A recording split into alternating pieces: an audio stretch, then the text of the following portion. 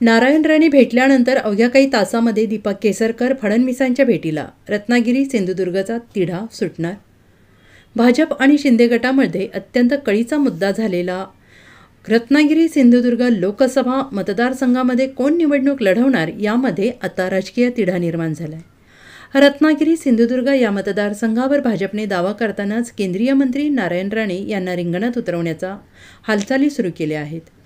भाजपकडून या मतदारसंघातून नारायण राणे यांच्या उमेदवारीवर शिक्कामोर्तब केल्याचं बोललं जात आहे. मात्र दुसरीकडे शिंदे गटाकडून या जागेवरती दावा करण्यात आलेला आहे.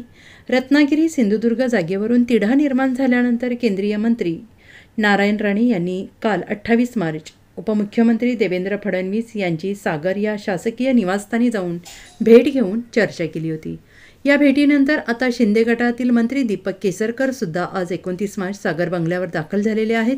त्यामुळे ही जागा नेमकी कोणाकडे जाणार असा प्रश्न राजकीय वर्तुळामध्ये चर्चेला आलेला आहे. Bureau report SBN Marathi, Ratnagiri.